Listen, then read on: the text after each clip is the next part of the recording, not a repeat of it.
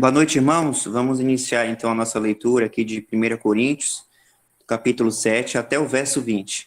Diz assim: Ora, quanto às coisas que me escrevestes, bom seria que o homem não tocasse em mulher, mas por causa da prostituição, cada um tenha a sua própria mulher e cada um tenha o seu próprio marido. O marido pague à mulher a devida benevolência e da mesma sorte a mulher ao marido. A mulher não tem poder sobre o seu próprio corpo, mas tendo o marido. E também da mesma maneira, o marido não tem poder sobre o seu próprio corpo, mas tendo a mulher. Não vos defraudeis um ao outro, senão por consentimento mútuo por algum tempo, para vos aplicardes à oração, e depois ajuntai-vos outra vez, para que Satanás vos não tente pela vossa incontinência. Digo, porém, isto como que por permissão e não por mandamento. Porque quereria que todos os homens fossem como eu mesmo, mas cada um tem de Deus o seu próprio dom, um de uma maneira e outro doutra. Digo, porém, aos solteiros e às viúvas que lhes é bom se ficarem como eu, mas se não podem conter-se, casem-se, porque é melhor casar do que abraçar-se. Todavia, aos casados, mando não eu, mas o Senhor, que a mulher se não aparte do marido. Se, porém, se apartar, que fique sem casar, ou que se reconcilie com o marido, e que o marido não deixe a mulher. Mas aos outros digo eu, não o Senhor. Se algum irmão tem mulher descrente, e ela consente em habitar com ele, não a deixe. E se alguma mulher tem marido descrente, e ele consente em habitar com ela, não deixe. Porque o marido descrente é santificado pela mulher, e a mulher descrente é santificada pelo marido. De outra sorte, os vossos filhos seriam imundos, mas agora são santos. Mas se o descrente se apartar, aparte-se, porque neste caso o irmão ou irmã não está sujeito à servidão, mas Deus chamou-nos para a paz. Porque donde sabes, ó mulher, se salvarás o teu marido? Ou donde sabes, ó marido, se salvarás tua mulher? E assim cada um ande como Deus lhe repartiu, cada um como o Senhor o chamou.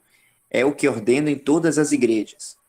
E é alguém chamado estando circuncidado? Fique circuncidado. É alguém chamado estando incircuncidado? Não se circuncide. A circuncisão é nada e a incircuncisão nada é, mas sim a observância dos mandamentos de Deus. Cada um fique na vocação em que foi chamado.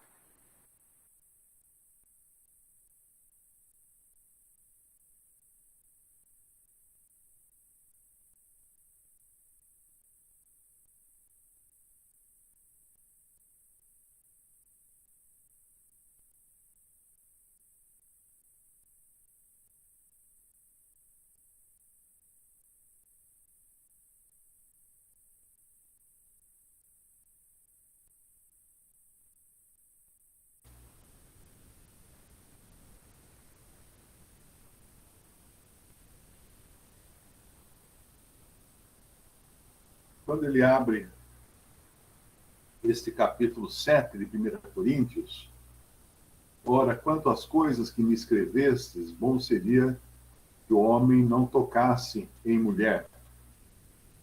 Na realidade, ele não está aqui pregando o celibato, como os padres, né? Porque ele vai explicar numa outra passagem que em condições difíceis, não é? Aquele que vai se dedicar à obra do Senhor, ele vai ter menos distrações se ele não for casado. Se ele for só, ele vai ter mais oportunidade de dedicar mais tempo, porque o casado procura como agradar a esposa, não é isso que é dito, inclusive, numa outra passagem, eu não lembro se é nesse mesmo capítulo ou não, talvez seja mais abaixo. Mas, e o solteiro não, o solteiro ele tem mais tempo livre para se dedicar às coisas do Senhor, e a solteira também, né? Isso vale para os dois.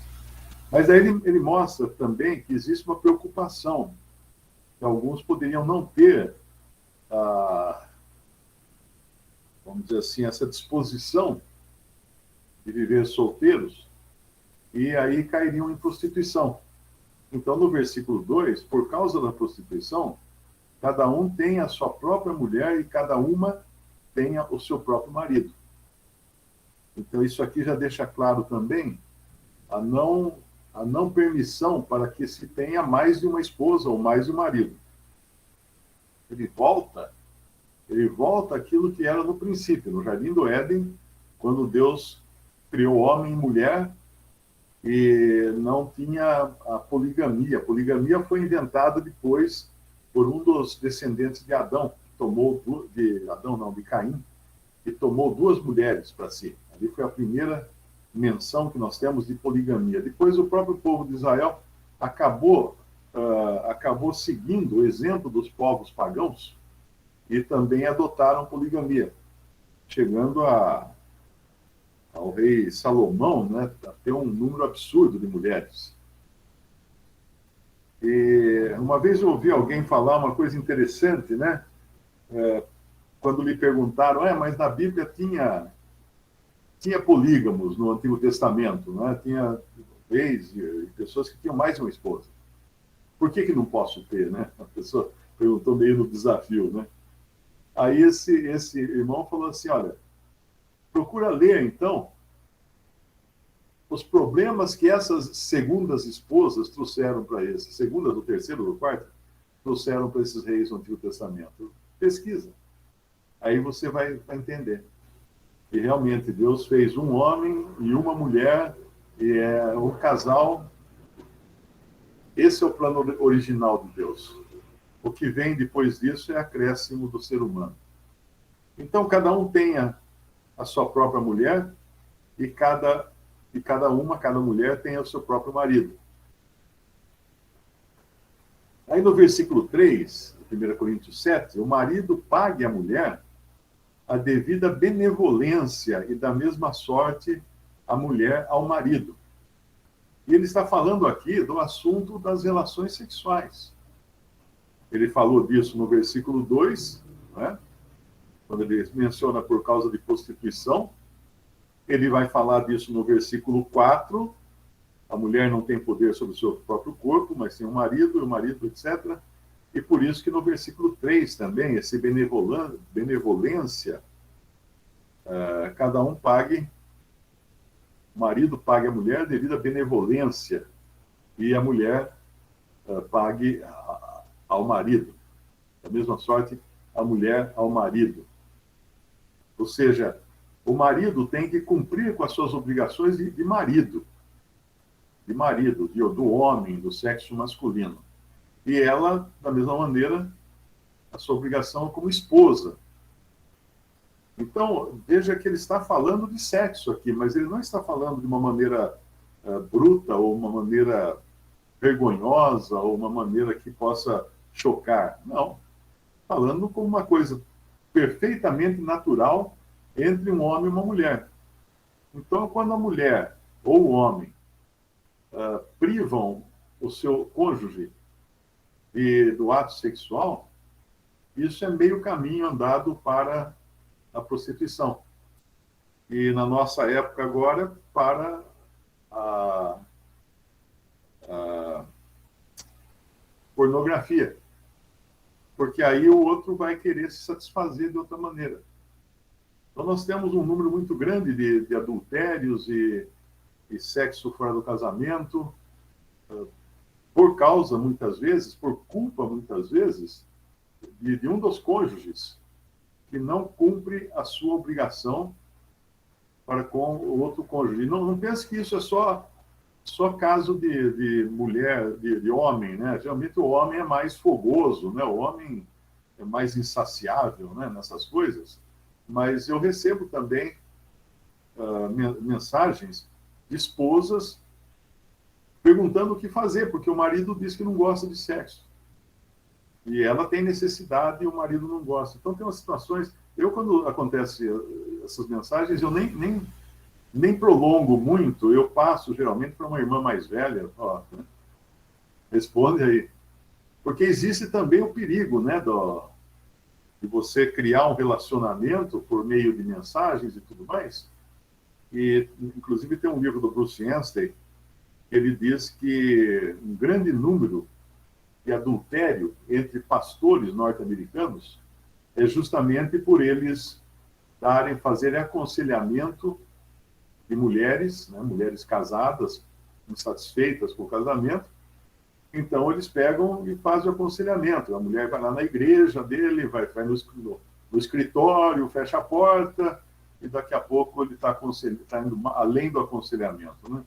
Então, muitos casos acontecem assim, por não se resguardar. Né? Sempre quando for aconselhar uma mulher, uma irmã em Cristo, é importante que seja um casal. Nunca o homem sozinho para aconselhar a irmã. Nas questões de casamento, não digo de doutrina, de coisa assim. Nas questões de casamento, de matrimônio, de vida sexual, o importante é que seja um casal, para não criar links, né? Para não criar um clima, vamos falar na linguagem popular hoje, né? Não criar um clima. Então, depois ele vai completar no versículo 4, de 1 Coríntios 7, que a mulher não tem poder sobre o seu próprio corpo. Então, é aquela história do meu corpo, minhas regras. Não, aqui não. Aqui não. Meu corpo, regras do meu marido. E o marido, meu corpo, regras da minha mulher. A mulher não tem poder sobre o seu próprio corpo, mas tem no marido. E também, da mesma maneira, o marido não tem poder sobre o seu próprio corpo, mas tem na mulher. Eu sei que quando a gente lê esse versículo para alguém, a pessoa já logo pensa naqueles maridos animal, sabe aquele cara animal que chega em casa batendo, brigando, bêbado e tal, e quer forçar a mulher, quer estuprar a mulher. Não é esse marido que ele está falando aqui, ele está falando de um lar cristão, de um casamento de um homem e uma mulher, onde existe um respeito mútuo, onde cada um sabe a necessidade do outro, cumpre a necessidade do outro, respeita o outro, ama, né? Tem um relacionamento de amor e não de violência ou de possessão, né? Não é nesse sentido. Que a mulher não tem poder sobre o seu próprio corpo, mas tem no marido, então o marido não vai chegar e falar assim, eu que mando em você, mulher, você não tem... Porque ela pode pegar o resto do versículo e falar para ele assim, não, mas está vendo aqui, ó, e também na mesma maneira, o marido não tem poder sobre o seu próprio corpo, mas tem na mulher. Então eu que mando em você. Cada um tem poder sobre o corpo do outro. O resumo da ópera é esse. Não é? E aí no versículo 5, ele dá um conselho muito prático, né? Não vos priveis um ao outro, senão por consentimento mútuo. Então, muito importante isso aqui, porque às vezes a pessoa usa o sexo como moeda de barganha, né? Mas se você não fizer isso, então não tem parquinho. Né? Então, usa como moeda de troca. E não é isso que está ensinando aqui, né? Não vos priveis um ao outro, senão por consentimento mútuo, os dois chegarem a esse consenso. E por algum tempo, ou seja, não é para fechar a torneira para sempre, por algum tempo, para vos aplicardes ao jejum e à oração. E depois ajuntai-vos outra vez, para que Satanás não vos tente pela vossa incontinência. Aqui, deixa eu ver uma outra tradução. Como é que ele fala isso aqui? Para que Satanás não vos tente... incontinência, todas as versões, para que Satanás não vos tente por vossa falta de domínio próprio. Porque é muito fácil, né? A pessoa perder o domínio próprio e achar que a grama do vizinho é mais verde. Agora, no versículo 6, 1 Coríntios 7, versículo 6, digo, porém, isto como que por permissão e não por mandamento. O que ele quer dizer aqui? Que não vale isso que ele disse? Vale, claro que vale. Mas é uma coisa que não é do tipo, você tem que tomar isso com rigor, né? Fala assim, vamos ver aqui, peraí, tem que fazer assim, então tem que fazer assim, né? Não, é como permissão e não como mandamento. Porque quereria, daí ele vai concluir no versículo 7, quereria que todos os homens fossem como eu mesmo. Como que Paulo era? Aqui, alguns podem, muitos ficam conjecturando se Paulo era solteiro, se Paulo era viúvo, se Paulo era separado. Eu creio que Paulo era solteiro. Porque o versículo 1, ele já deixou muito claro de que ponto de vista ele está tratando desse assunto. Ora, quanto às coisas que me escrevesses, bom seria que o homem não tocasse em mulher.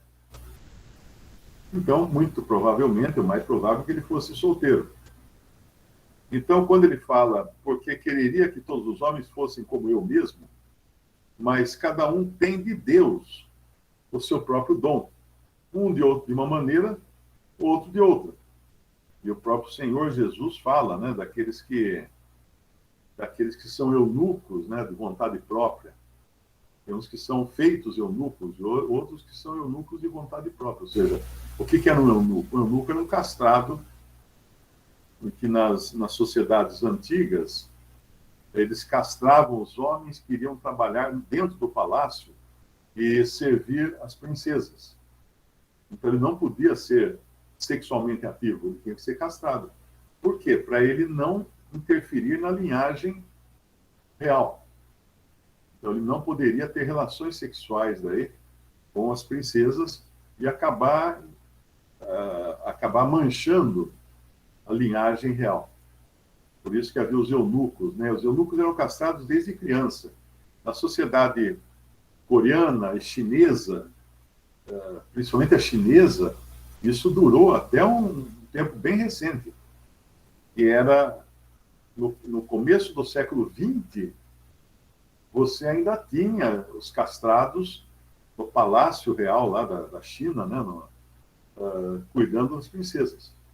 E na Itália, eles levaram a coisa por mais tempo ainda, porque lá tinha um costume de se castrar crianças, meninos.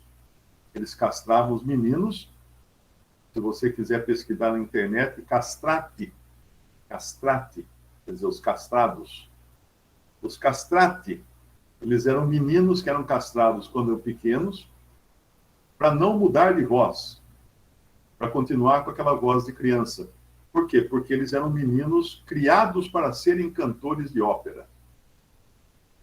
E o último castrati morreu, acho que em 1920, 1930, porque depois proibiram fazer isso, né? Mas na época que era feito, isso era tipo assim, era uma honra. Tinha famílias que entregavam os filhos, o filho, né, para ser castrado, porque se ele conseguisse uma voz boa, ele conseguisse um bom treinamento de cantor de ópera, ele ia ter uma vida de Elvis Presley, né, de rei, uma vida de famoso, porque os cantores de ópera eram os ídolos da época. Então ele ia ter dinheiro, ele ia ter fama, tinha tudo. Então, às vezes, os próprios pais decidiam fazer isso com seus filhos.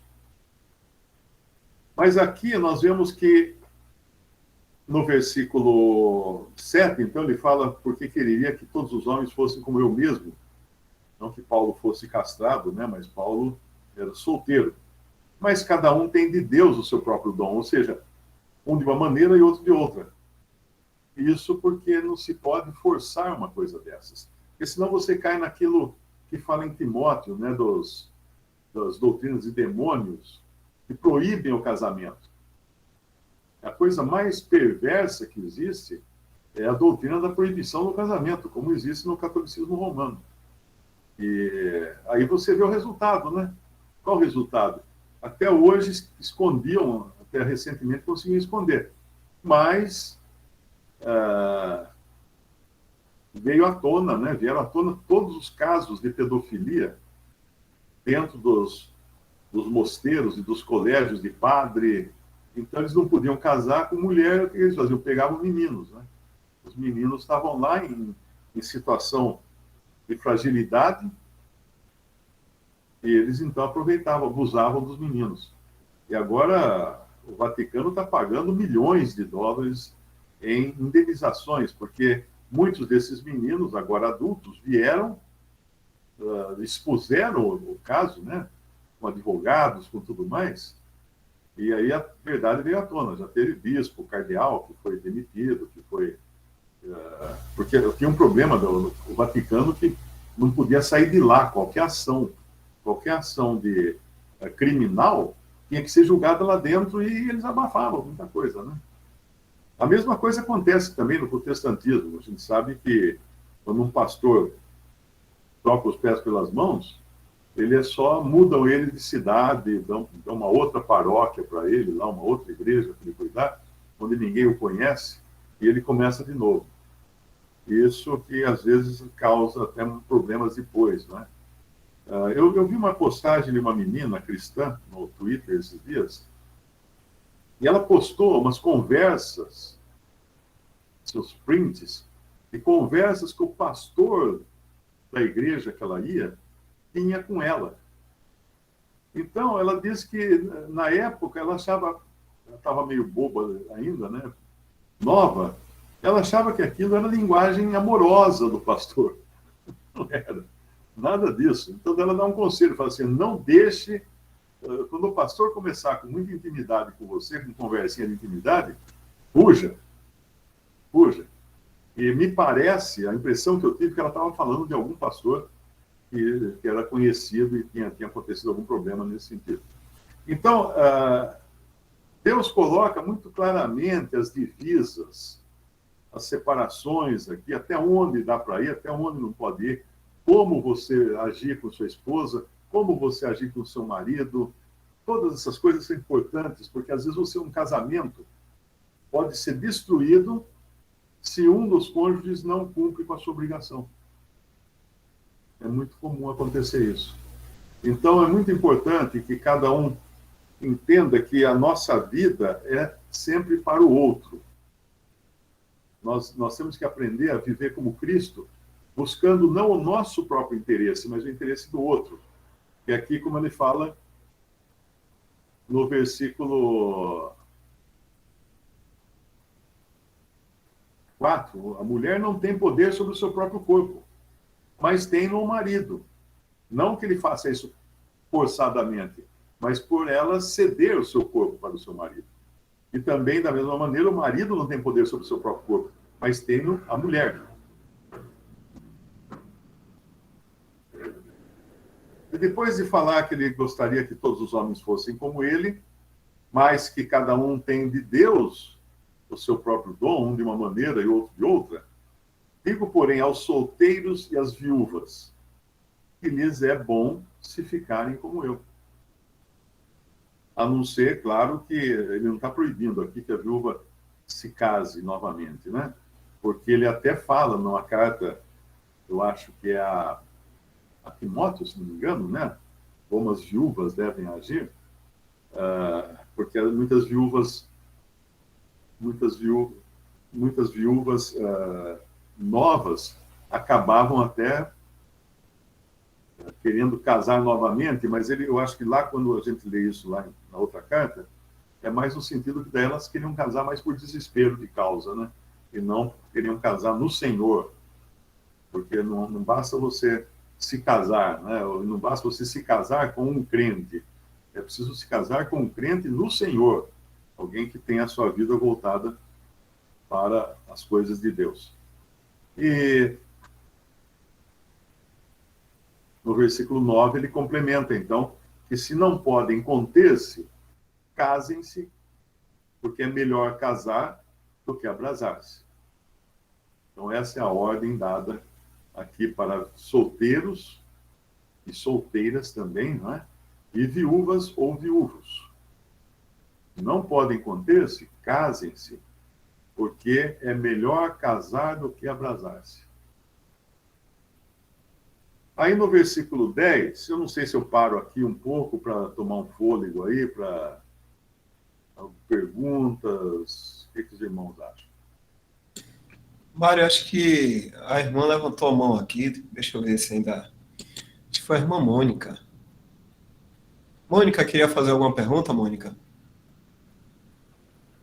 Oi, boa noite. Não, foi minha mão que tocou aqui no aplicativo. Ah, tudo bem. as irmãs aí, os irmãos. Mário deu uma pausazinha aí. Alguém quer fazer alguma pergunta?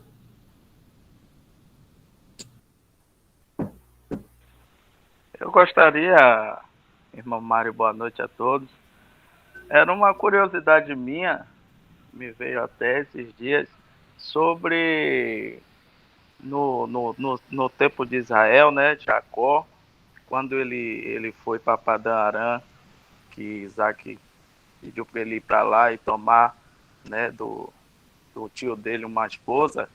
Chega lá, ele escolhe uma e o tio dele faz ele casar com outra. Eu queria saber se a ordem de Deus, assim, a gente olhando, era para ele ter escolhido uma só, a que Deus colocou no caminho dele, ele errou, talvez, escolhendo a que ele achou mais bonita e tal. O irmão Mário está falando de que Deus instituiu um homem para uma mulher para um homem, que foi um certo erro de Jacó, corroborado assim com o tio dele, que fez ele casar com as duas, e Deus teve que consertar aquela situação para dar seguimento ao propósito, que era de estabelecer a nação de Deus terrena, Israel, né, as 12 tribos.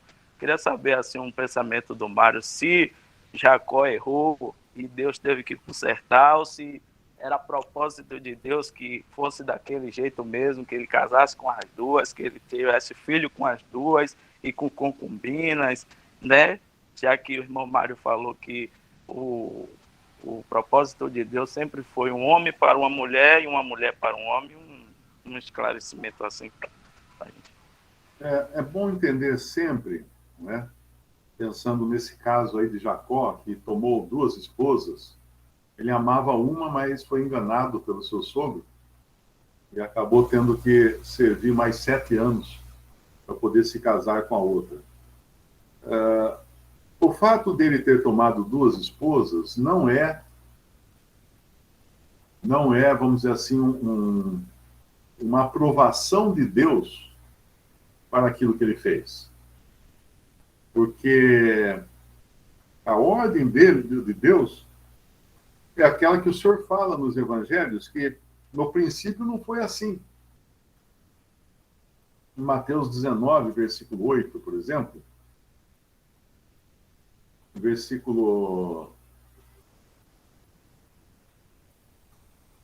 Mateus 19, versículo 4. Ele, porém, respondendo, disse-lhes, respondendo à pergunta que foi feita no versículo 3, então chegaram ao pé dele os fariseus, tentando-o e dizendo-lhe, é lícito ao homem repudiar sua mulher por qualquer motivo? Aqui vem umas discussões que às vezes mandam para mim aí, que aqui não é divórcio, é repúdio, e repúdio é diferente, é divórcio é diferente. Eu nem me aprofundo muito nessas questões, porque eu prefiro ler na simplicidade que está o texto aqui. Ele, porém, disse-lhes, no versículo 4, não tendes lido que aquele que os fez, no princípio, macho e fêmea os fez? Então, se você quiser saber se alguma coisa está certa ou errada, procura no princípio, a primeira vez que este assunto é tratado na Bíblia. Sempre faz isso. Porque depois, este assunto pode estar contaminado pelos homens, pela maneira de vida dos homens. E aí nós não vamos imitar um que vem depois. Nós vamos na base, no projeto inicial. Nós temos que, quando nós vamos comprar uma fazenda, até parece que a gente compra fazenda todo dia, né? Quando uma pessoa vai comprar uma fazenda, ele quer ver o mapa, ele quer ver as coordenadas, até onde vai a cerca, vai daqui tantos metros, tantos quilômetros, tantas léguas, ou sei lá como é que é a medida, né? Mas ele quer ver na escritura, tem que ter escritura, a base inicial da coisa. Não é comprar e falar assim, tá vendo aquela árvore lá? É mais ou menos lá. É assim que funciona. Era assim no Brasil, tempos atrás. Eu me lembro que uma vez eu estava em no Mato Grosso, a trabalho, trabalhando num banco, e aí eu tinha terminado o serviço lá que eu estava fazendo, ainda ia ter tempo, e tinha um paulista lá que tinha ido para lá comprar terra. Ele queria ver uma fazenda, né? E aí eles iam sobrevoar a região, e eu peguei uma carona, eu fui junto, me convidaram se eu queria ir junto, eu falei, vamos nessa, né? Aí um aviãozinho monomotor, um Bonanza, aí foi voando assim, aqui, só mata, né? Aquela mata fechada embaixo, mata cerrada. Aí o cara, o piloto, que era também o que vendia a terra lá, que era um fazendeiro que também fazia o trabalho de corretor, ele falou, tá vendo? Aqui, ó, ali, aquela palmeira ali, ó, tá vendo? Então, ali começa um canto. Quer dizer, agora nós vamos seguir em cima da divisa. Eu olhava, cadê a divisa? Não tem divisa nenhuma, aqui só tem copa de árvore, né? Aí chegava num rio, ele virava o avião e falava, aqui é a outra divisa, esse rio aqui é a outra divisa. Então, assim que ele mostrou a fazenda, porque não tinha nem onde descer, não, era tudo mata fechada. Não tinha como descer para mostrar a fazenda. Mas quando você vai comprar uma fazenda, já vou até dar a dica aí para os ouvintes, né, que podem estar com muito dinheiro querendo gastar e investir em fazenda, você tem que ir na escritura. Como que está na escritura? Como é na escritura? É assim. Essa medida vai daqui até ali. Então, é isso aí que tem que ser. A mesma coisa a gente faz com a Bíblia. Nós vamos na escritura no princípio. A medida inicial da coisa. Onde que é a medida inicial?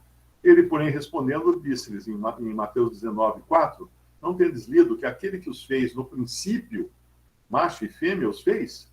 E disse, portanto, deixará o homem, pai e mãe, e se unirá à sua mulher, e serão quantos? 2, não é 3, 4, 10, 20, 2 numa só carne. Essa é a união que Deus criou. Agora, o que vem depois, tanto as uniões de muitos, né, com poligamia, aquela coisa toda, não é de Deus. Mas então, por que Deus permitia? Aí ele vai responder um pouquinho adiante, quando ele vai falar do divórcio. No versículo 6. Assim não são mais 2, mas uma só carne. Portanto, o que Deus ajuntou, não o separe o homem. Disseram-lhe eles, então, por que mandou Moisés dar-lhe carta de divórcio e repudiá-la? Disse-lhes ele, o Senhor Jesus, Moisés, por causa da dureza dos vossos corações, vos permitiu repudiar vossas mulheres. Mas ao princípio não foi assim. Não foi assim. Então, essa parte é importante. No princípio não foi assim. Deus permitiu, mas não foi assim. Então, nós temos que pensar também que a paciência de Deus suportou muita coisa durante muitos séculos, porque do jeito que ele tinha feito no começo, não funcionava naquelas circunstâncias ali. Por exemplo, um homem, no começo, né, primeiro lembrar que o pecado, quando entrou na criação, ele desvirtuou tudo. Porque era para ser, no princípio, um homem e uma mulher. Entrou o pecado, lá vem um descendente de Caim e já põe 2 mulheres na equação ali, né? Mas, além disso, existe também a questão da sobrevivência das tribos que havia antigamente, que você tinha que ter muito filho. Tinha que ter muitos filhos. E também precisava procriar, para manter, para ter exército, né? Para ter mão de obra e mão de arma, para poder se defender e tudo mais. Por isso que os homens acabavam tendo várias mulheres e, com isso, muitos filhos, e, com isso, podiam ter uma tribo mais poderosa, né, para lutas, para se defender dos inimigos e tudo mais. Então, Moisés, por causa da dureza dos vossos corações, permitiu essas coisas. Então, quando a gente chega lá em Jacó, eu acredito que a resposta é a mesma. Por que Deus permitiu Jacó tomar 2 mulheres? Porque na época o costume era esse por causa da dureza do coração do homem. Ele suportou isso todo aquele tempo. Aliás, Deus suportou muito mais coisa por causa da dureza do coração do homem. Basta ver o estado em que estavam os judeus no Novo Testamento, nós já não encontramos entre os judeus do Novo Testamento poligamia. Não encontramos. Eles estavam tudo bonitinho, certinho, segundo a lei. Mas nem tanto. Não é? Porque se, por um lado, não havia mais a idolatria rasgada que a gente encontra nos reis do Antigo Testamento, principalmente do último período, né? Não havia mais em Jerusalém ali, não havia aquela idolatria toda. Porém, eles estavam tão cegos que não reconheceram o próprio Messias que chegou. Mas não tinha ídolo dentro do templo, como você encontra lá no Antigo Testamento, que tinham colocado ídolo dentro do templo. As pessoas iam lá queimar incenso para ídolos dentro do templo. Não tinha mais. Porém, eles estavam adorando em verdade, mas não em espírito, no começo dos evangelhos. Eles haviam limpado a casa, lembra dessa passagem? Quando alguém deixa a casa varrida e arrumada, e aí vem 7 espíritos piores e tomam a casa. Isso era Israel. Eles tinham arrumado realmente a casa, eles tinham varrido a casa, eles tinham expulsado todas essas coisas malignas da casa de Deus. Mas não tinha entrado o verdadeiro Espírito de Deus para tomar posse daquele lugar, porque eles se achavam donos. Aí o que vem? 7 espíritos piores que o primeiro e acabam dominando aquele povo. Então, era essa situação, e lá atrás, como eu disse, era uma situação, claro, que não do agrado de Deus, mas que tinha a permissão de Deus. Mas lembre-se de novo aquilo que eu falei. Os problemas que traziam essas segundas esposas. Então, exemplo. Muito bem. Abraão e Sara. Deus tinha prometido um filho a eles, mas o tempo passou. O que aconteceu? Abraão tomou uma escrava, uma serva sua, de concubina, que era Agar. E ela teve um filho, esse filho é Ismael.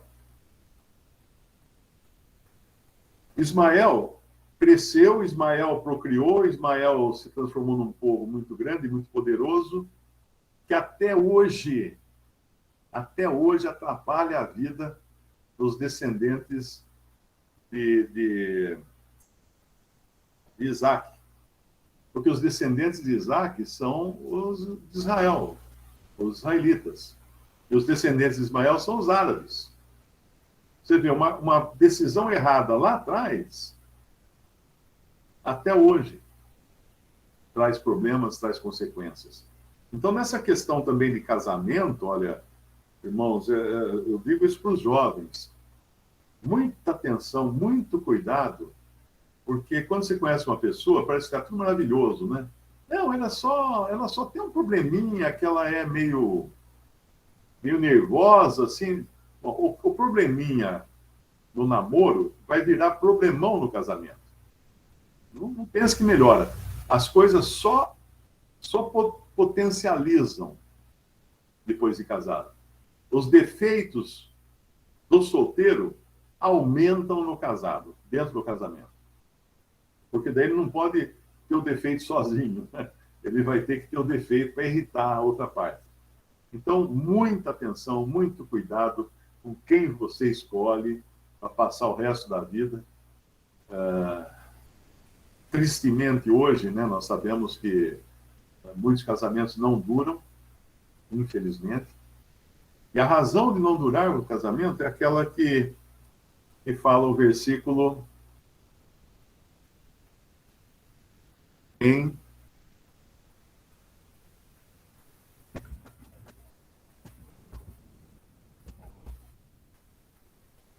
não achei aqui. Eu li esse versículo hoje.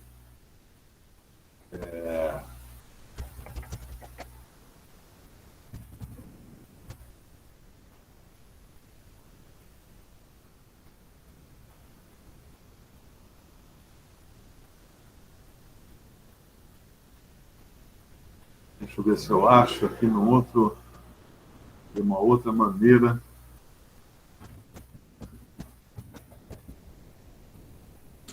Quer falar alguma frasezinha aí para ver se a gente consegue aqui junto? É Provérbios 18. Como é? Não, eu tava falando se você lembrasse alguma frasezinha aqui que a gente procurava também. Ah, tá. É Provérbios 18. Provérbios, capítulo 18, versículo 1. Busca satisfazer seu próprio desejo aquele que se isola. Uma outra versão fala: o solitário busca o seu próprio desejo, o seu próprio interesse e insurge-se contra a verdadeira sabedoria.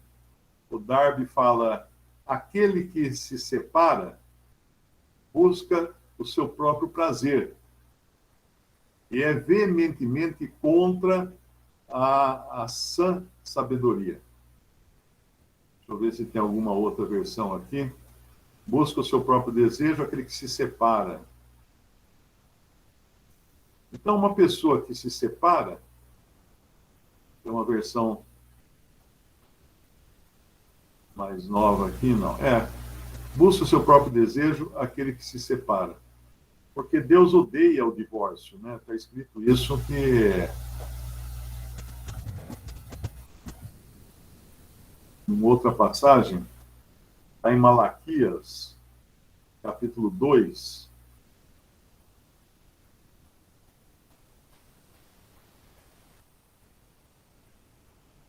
versículo 16, porque o Senhor, o Deus de Israel, diz que odeia o repúdio. Uma outra versão diz, vou contar uma outra versão aqui, fala em repúdio também.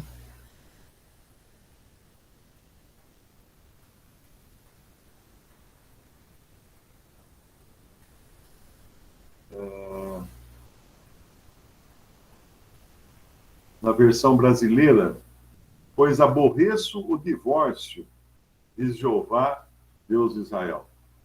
Então, para Deus, nunca é a maneira de resolver as coisas, mas acontece. Acontece. Tanto é que aconteceu com o próprio Deus, né? Porque ele se divorciou de Israel. Nós sabemos que Deus tem duas esposas. Ele tinha sua primeira esposa, que é representada inclusive no livro de Cantares, mas depois ele fala que divorciou-se dessa esposa. É uma passagem que ele fala isso no Antigo Testamento. E agora sua esposa atual vai ser a igreja, a esposa de Jeová, né? Vai ser a igreja. Mas Deus aborrece o divórcio, realmente a separação é uma coisa que não deveria existir em um casal cristão. Eu digo isso sendo um separado, não de vontade minha, mas como vivendo isso, sabendo que como isso é terrível, como isso abala uma vida, abala a pessoa. Eu estou vendo aqui umas passagens.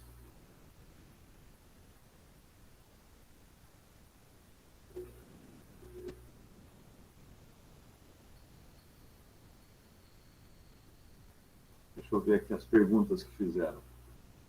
Irmão, o plano original de Deus era um homem e uma mulher se unirem por amor e desejo de um compromisso. Casamento, família, você pode explicar um pouco, irmão?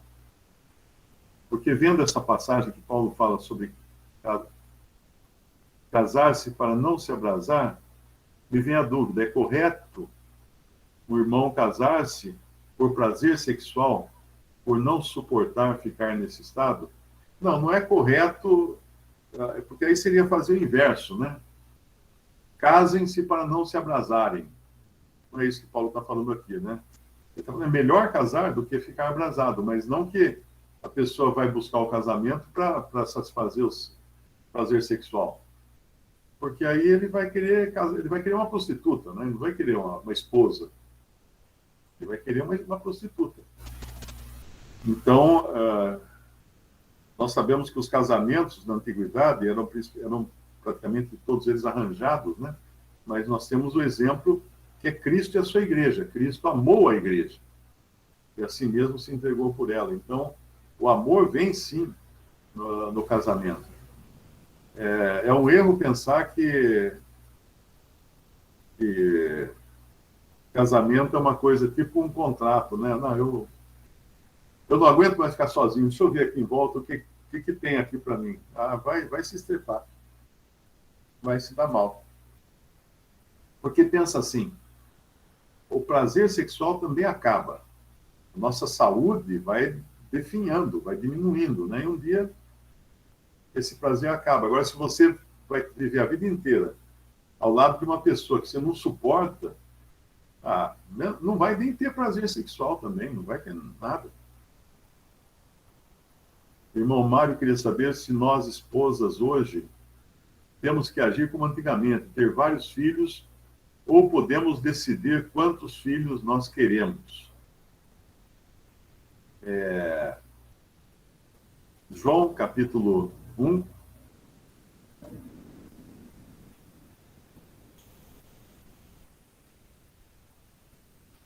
Versículo 11. Veio para o que era seu, o Senhor Jesus, e os seus não o receberam. Mas a todos os que o receberam, aos que creem... Eu estou lendo aqui uma outra versão, deixa eu voltar para a versão corrigida aqui. Veio para o que era seu e os seus não receberam, mas a todos quantos o receberam, deu-lhes o poder de serem feitos filhos de Deus, aos que creem no seu nome, os quais não nasceram do sangue, nem da vontade da carne, nem da vontade do homem, mas de Deus. A dúvida é, então, se um casal tem que ter bastante filho ou não. É claro que Deus... A primeira ordem que Deus deu no Jardim do Éden foi crescer e multiplicar-vos, né? Essa foi a ordem de ter filhos. É errado o casal não querer ter filhos, a menos que seja porque eles vão se dedicar à obra do Senhor. Mas o correto, né, o que Deus criou no princípio, volta o projeto lá para o princípio, como eu expliquei, é para que tenham filhos. Agora, quantos filhos? Bom, isso depende da sua capacidade de alimentar esses filhos, de sustentar esses filhos.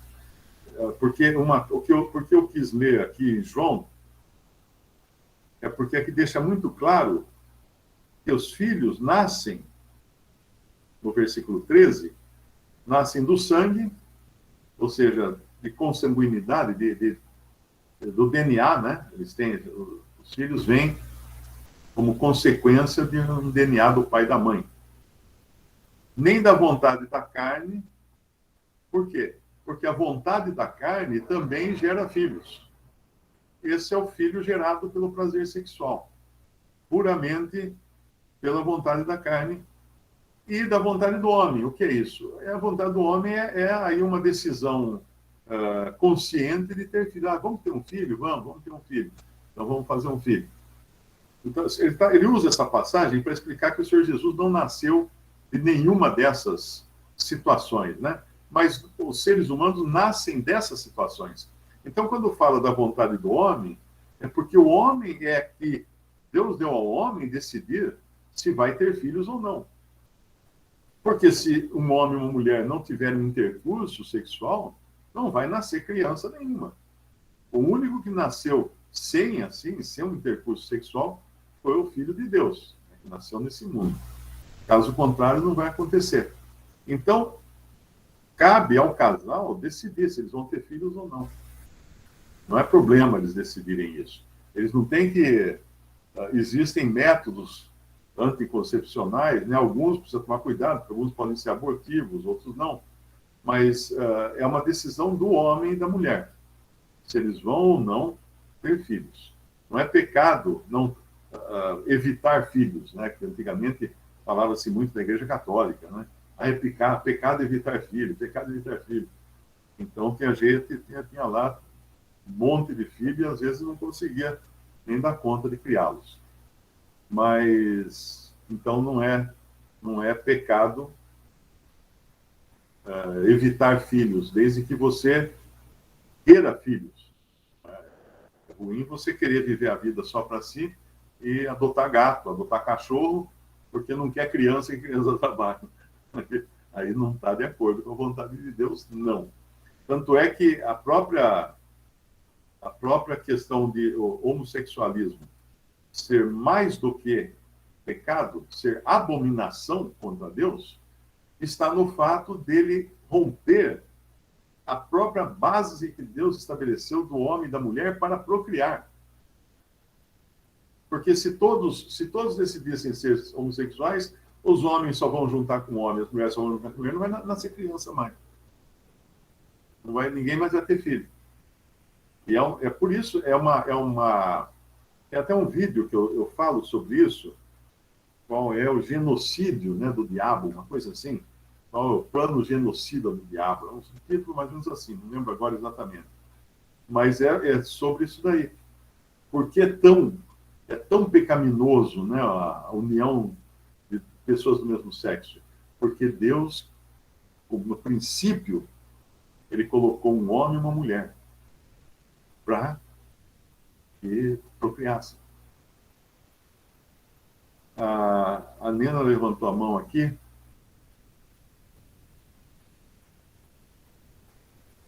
Oi, irmão Mário. Boa noite. Boa noite. Então, em relação de crentes, marido crente, mulher crente, no caso, o marido é crente também, e sempre coloca o casamento como saída diante de qualquer situação. Como a mulher... Eu vou ter que pôr um fone de ouvido aqui, que eu não entendi nada o que você falou.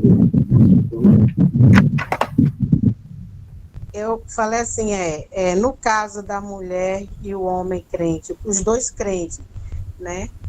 E o marido não houve adultério, mas o marido está sempre colocando o casamento como saída em qualquer situação de desavença, de tipo de uma discordância, coisas banais. Como a mulher tem que reagir diante de uma situação dessa? Porque, assim, repetidamente tá mandando a mulher embora, vai embora, entendeu? Como a mulher tem que reagir diante dessa situação? Bom, ele fala que conhece a palavra, mas geralmente 70% faz mais a vontade de si do que da palavra de Deus. Olha, eu acho que nós vamos falar sobre isso numa próxima reunião, viu? Eu não queria avançar o capítulo, porque ele vai falar disso a partir do versículo 24, 25 desse mesmo capítulo. Talvez a gente pudesse aguardar chegar lá, porque aí fala também da separação. Porque, embora Deus odeie o divórcio, nem sempre um casal consegue viver juntos, né? Só que aí tem um detalhe importante a ser lembrado. Quando um casal se separa, um casal cristão se separa por algum motivo que não seja infidelidade, fornicação ou adultério, porque lá em Mateus ele fala do divórcio para casos de adultério, né? Mas quando não há adultério e ainda assim o casal não consegue viver juntos, eles se separam. Só que aí não podem se casar novamente. Não pode ter relação com outras pessoas. Que é o caso meu, por exemplo, que eu sou separado por desejo da minha esposa. Apenas fizemos isso legalmente, né, por questão de propriedades e tudo, mas nenhum dos dois pode se casar. Porque se fizesse isso, estaria adulterando. Porque o vínculo matrimonial não foi quebrado. Embora tenha havido uma separação.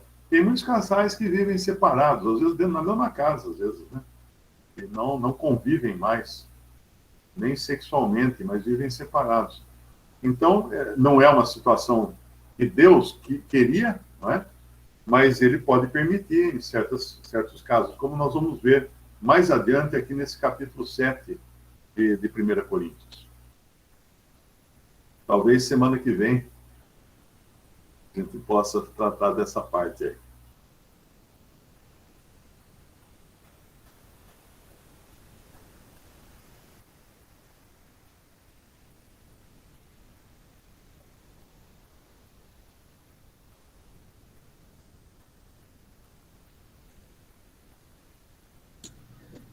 A irmã disse ok, Mário. Então tá aí. Tá ótimo. Então aqui a gente parou no versículo.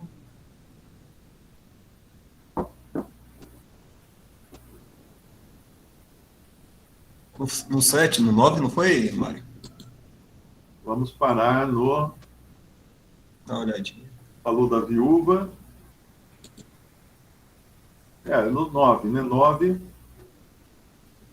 Depois ele vai para o 10, ele vai falar. Todavia, aos casados mando não eu, mas o Senhor, que a mulher não se aparte do marido. Se, porém, se apartar, que fique sem casar ou que se reconcilie com o marido. E que o marido não deixe a mulher. E porque uma coisa importante aqui também, então, aqui fica muito claro, se tem algum irmão querendo deixar a esposa, né, não, ou alguma esposa querendo deixar o marido, não se aparte do marido, está muito claro aqui. E deve se reconciliar com o marido. Por que Deus não quebra o vínculo matrimonial numa separação assim, onde não houve adultério? Porque ele espera que haja a reconciliação. O versículo 12,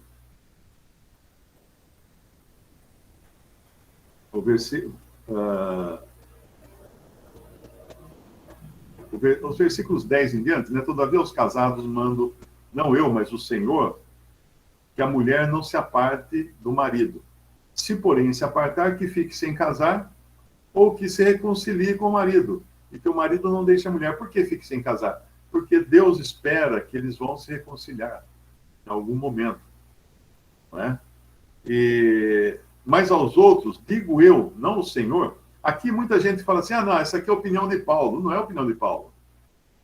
É porque ele disse uma coisa antes, no versículo 10, aos casados, não se aparte do marido.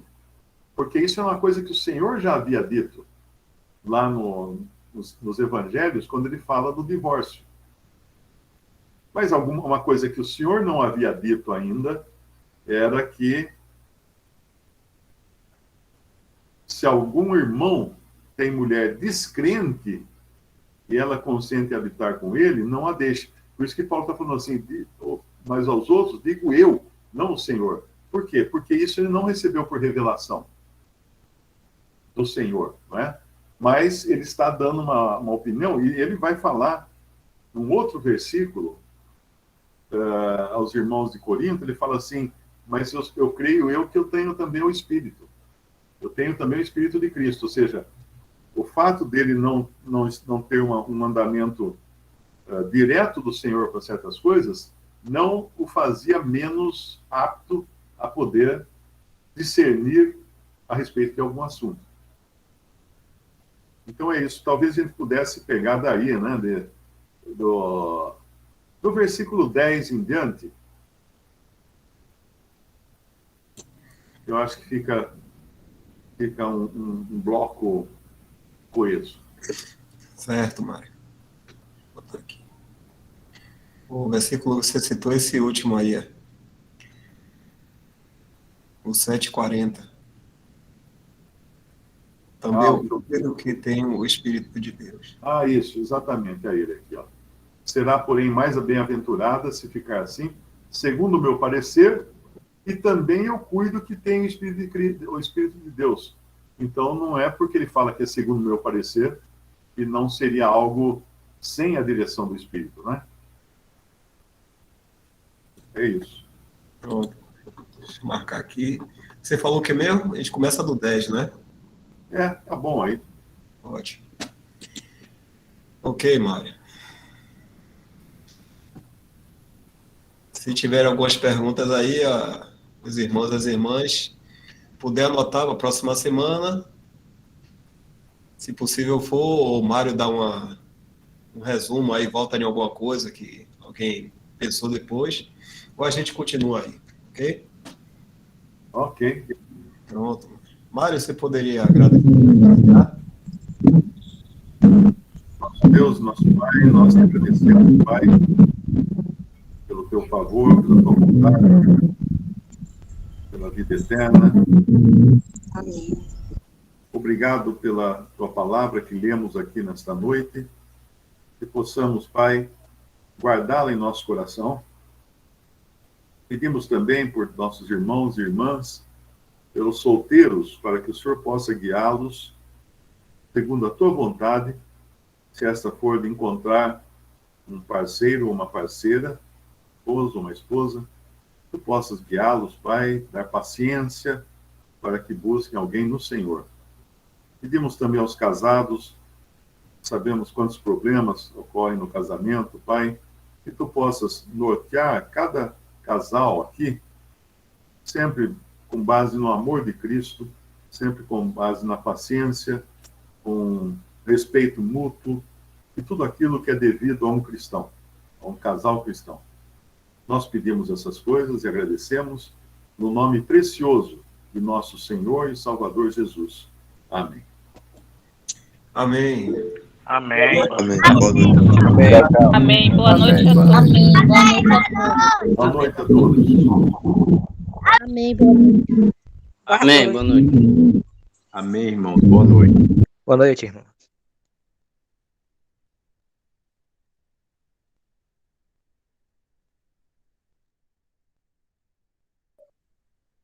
Lembra de parar a gravação, hein, Dal?